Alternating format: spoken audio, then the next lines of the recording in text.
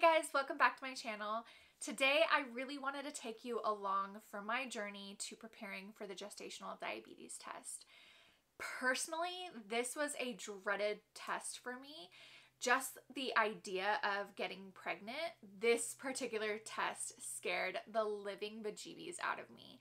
Like, I was tempted to not try to conceive myself because I was so nervous about this test. Like, that's how much I did not want to take it and how much I did not want to drink that dreaded drink. Now, I have been told, including by my midwives, and I've heard throughout my research, that there's not really a way to prepare for the gestational diabetes test. It just kind of is what it is.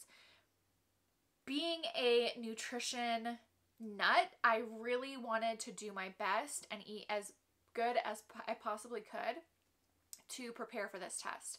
So I wanted to take you guys on the journey of showing you everything that I ate and everything that I did, how I moved my body, the things that I consumed, the time frame that I consumed food, everything. Like, I want you guys to be so well informed. And so I'm going to take you guys on the journey and show you everything that I ate. I'm going to show you the test that I ended up taking, or the test form that I ended up using when I was trying to conceive. I did hear about the finger poke that you can do personally, and that to me sounded really intriguing because it's showing you how your body is reacting to food in real time. It's also like a really, I think, a healthier way to go about it because you're literally consuming the food that you would normally consume. Like, I would never ever in one single day consume 50 grams of sugar, ever. I mean, I even looked at that, like, sometimes I'll have ice cream, like maybe once in a blue moon, like I'll have ice cream.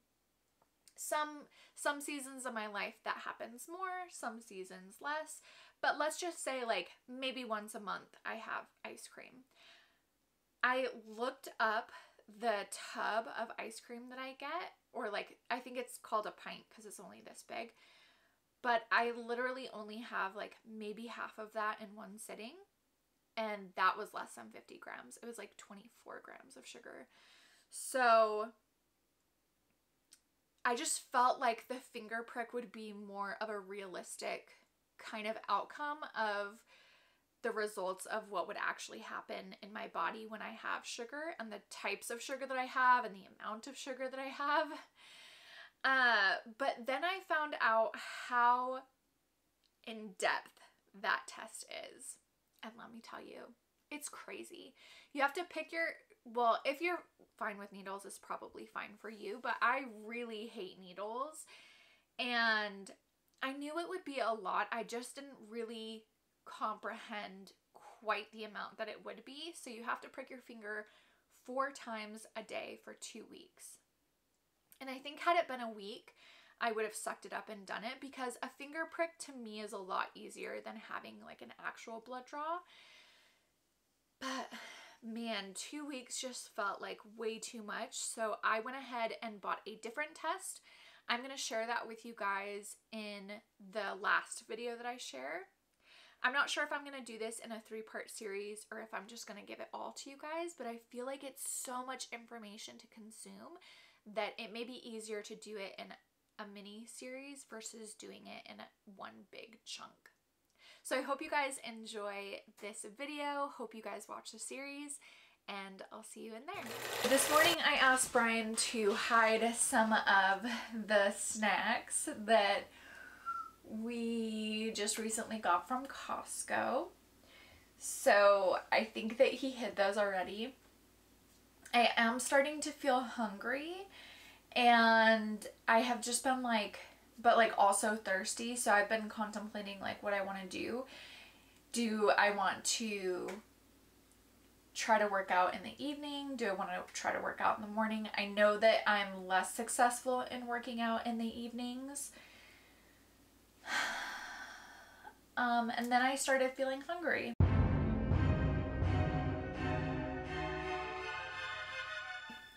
So now I'm like, do I go work out or do I eat? or do I go work out, or do I eat? Because once I start feeling hungry, if I work out, like I'll feel too hungry and like uncomfortable, and that's just not great for me. I think I should probably eat, because if I get, all right, here's my thought. If I get overly hungry, I'm gonna make a bad choice, and I want to make a good choice, so let's make a good choice. In my opinion, the best choice for a super well-balanced breakfast, super healthy breakfast, is to have some eggs. So got some Happy Company eggs, and let's see, what else do I have? And usually some kind of meat. Right now I only have sausage links that have maple syrup in them, and I really don't want that this morning, so I just pulled out some Chev goat cheese. I'm gonna put a little bit on the top of my eggs, and I'm just gonna make myself 4 eggs instead of 2. We love saving our bacon fat. It's one of the best things that you can cook with. So I'm gonna use some of that to cook my eggs up in. Basically, I just really wanna show you guys how I'm prepping for this appointment. Now, should I have been eating slightly better this whole pregnancy and not just like at the beginning of the week of my appointment, like taken charge and been like, now I'm gonna eat good? Yes. But does pregnancy always work out that way? No. No, but I definitely want to be super honest about what I'm eating and what I'm having. I'll link above the video that I last did showing everything that I'm eating or have been eating recently.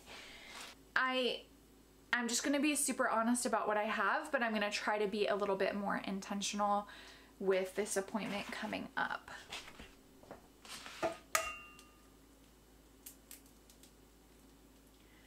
Oh no, those are hard-boiled eggs.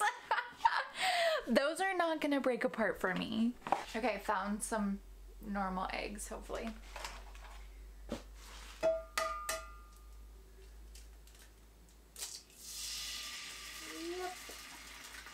The first thing that I am doing to prepare for this test is I am trying to cut all the extra carbohydrates that I've been having. So if you've been following me through this pregnancy journey, I have mentioned that I have been loving having coconut milk in my morning coffee, and I have 2 coffees in the morning. Both of them have 2.5 ounces of coconut milk in them, and then it's iced. So what I am doing starting today, which is 4 days before my test, is I am cutting that back to having only 1 of those coffees with coconut milk and having the first one with water. So it's just a normal iced Americano, and it's not like quite as enjoyable for me, but I'm having the second one with the coconut milk, so it's kind of like my dessert coffee is what I'm telling myself. Like it's my like extra special treat that I'm still having. So I'm definitely still having the coconut milk, but I'm not having as much. The second thing that I'm doing is I'm switching from having yogurt in the morning to trying to fill up on protein. So right now I'm making myself eggs. If for whatever reason these 4 eggs don't fill me up, I'm going to probably make some more or find another high protein option, and I'll share that with you if I do. Today I'm gonna top these eggs off with some smoked salt.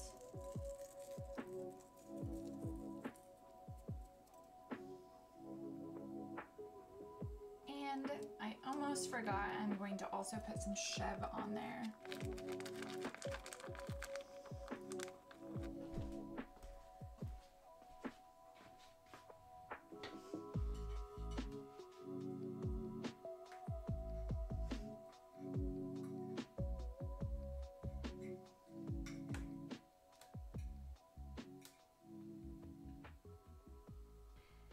Thank God God Brian came in when he did for lunch, because I was starting to get really hungry and wondering what I was gonna snack on, and I'm like, Taylor, don't snack, but like I really wanted to because I was really hungry. So he made me this super good bison burger. He did end up taking a call in here, so I've been like kind of eating while working on editing my video, but it is delicious. I took some cute B-roll of it.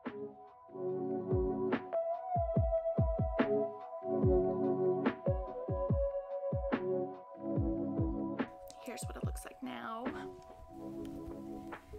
So we've got the bison burger. I've eaten probably a third of it with some goat cheese, mayonnaise, and I think sriracha mixed in with the mayonnaise, and some coleslaw.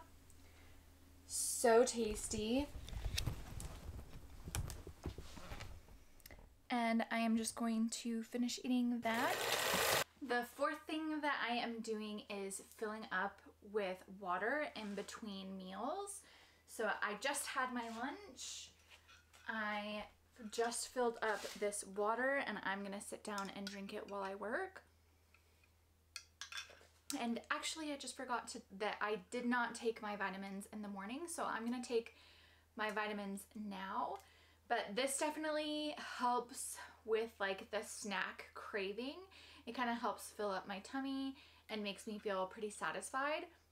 I also went to bed feeling really dehydrated the last couple nights, so I know that I need some more water in my life. And I'm going to take advantage of the fact that I'm trying to be more balanced this week and be really intentional about the way that I'm eating. And so this helps.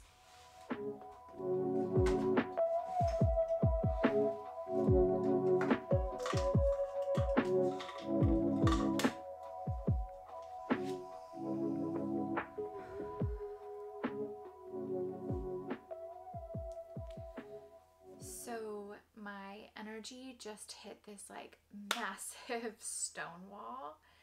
I don't know what's going on,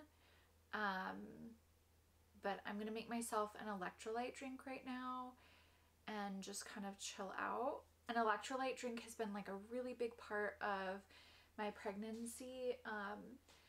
I had kind of stopped taking it because it had some alternative sweeteners in it that I had read weren't really great to be having anymore. But as my pregnancy progressed, I woke up to one of the most extreme Charlie horses I've ever had. Like I literally could not get it to stop. And so ever since then I have been taking this electrolyte drink to up my magnesium and potassium in a healthy way. And I asked my midwives about it before starting to take it again, and they said that it was totally fine. So I'm gonna have that and kind of relax, and I'll check back in with you guys a little bit later.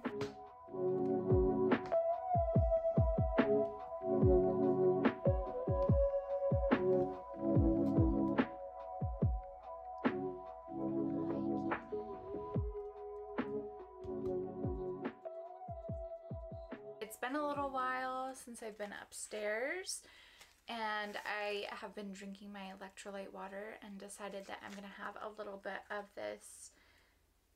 No, I'm not. Yeah, I am. Wait, am I? Just looking at the label, like seeing how much sugar is in it. So there's 5 grams of sugar for 4 squares. I was just gonna have 2 squares, but maybe I'm not now. Wait till after dinner, maybe. We'll see. Change of mind, I'm not having this now, but I'm still not feeling great, so I'm gonna go back upstairs for a little while and hopefully I'll feel better.